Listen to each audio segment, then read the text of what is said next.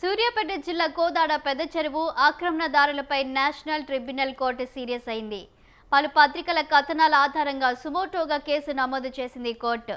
పెద్ద చెరువు, శిఖం, ఎఫ్టీఎల్ ప్రభుత్వ అసైన్డ్ భూములు మొత్తంగా 372 మంది ఆక్రమణదారులకు నోటీసులు జారీ చేసింది.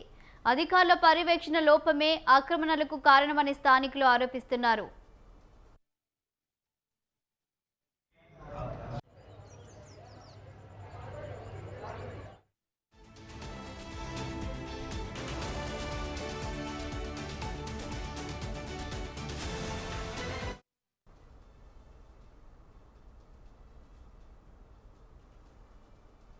సూర్యాపేట జిల్లా కోదాడ పెద్ద చెరువు ఆక్రమణదారులపై నేషనల్ ట్రిబ్యునల్ కోర్టు సీరియస్ అయింది. పలు పత్రికల కథనాల ఆధారంగా సుమోటోగా కేసు నమోదు చేసింది కోర్టు.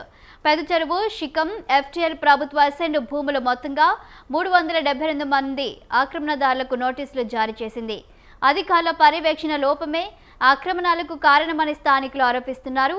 దీనిపై పూర్తి సమాచారం మా నల్గొండ ప్రతినిధి సైదులు అందిస్తారు.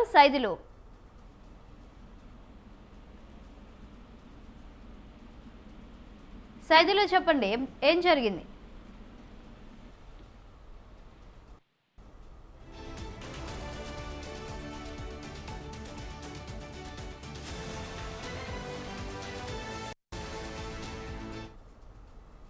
కోదాడ పెద్ద చెరువు ఆక్రమణకు గురైంది. ఎన్నో ఏళ్లుగా ఈ కోదాడ పెద్ద చెరువు అనంతగిరి, ఖానాపూర్ రెవెన్యూ పరిధిలో ఉన్నటువంటి పరిస్థితి అయితే ఉంది. ఈ చెరువుకు దాదాపుగా 727 ఎకరాల పైచిలుకు ఈ తీరంలో ఉన్నటువంటి ఈ పెద్ద చెరువు ఇప్పుడు సుమారుగా 200 ఎకరాల భూమి అయితే ప్రధానంగా ఈ చెరువు ఆక్రమణకు గురైనటువంటి పరిస్థితి చూస్తా ఉన్నాము. దాదాపుగా 372 మంది ఈ పెద్ద చెరువు శిఖం పట్టకు సంబంధించి ఈ పెద్ద చెరువు ఏదైతే ఉందో శిఖం పట్ట, ఎఫ్టీఎల్, అసైన్డ్ ఇదంతా కూడా కలిపి కోట్ల విలువ చేసేటువంటి ఈ చెరువుని కోదాడ పట్టణానికి ఆనుకొని ఉండడంతో అయితే పెద్ద ఎత్తున ఆక్రమణకు గురి చేస్తున్నారంటూ కూడా ఆరోపణలు పెద్ద ఎత్తున వినిపించాయి. సో మొత్తంగా వివిధ పత్రికల ఆధారంగా చేసుకుని కూడా పత్రికల కథనాల సామాజిక మాధ్యమాల సంబంధించినటువంటి ఏదైతే ఇది చెరువు ఆక్రమణ గురైనటువంటి నేపథ్యంలో కూడా పలు పత్రికలు కథనాలు, వరుస కథనాలు అందించడంతో అయితే ఇప్పటికే దీనికి సంబంధించినటువంటి విధానాలకు ఏదైతే ఉందో ఇక్కడ అధికారులు కూడా కన్నెత్తి చూడలేదంటూ కూడా ఆరోపణలు వినిపిస్తా ఉన్నాయి.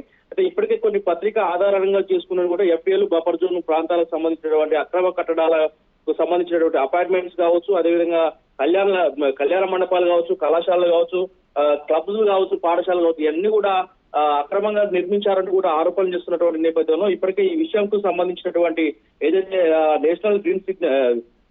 నేషనల్ ట్రిబ్యునల్ కోర్టు సీరియస్ అయినటువంటి పరిస్థితి ఉంది. దీనికి సంబంధించి దాన్ని సుమోటోగా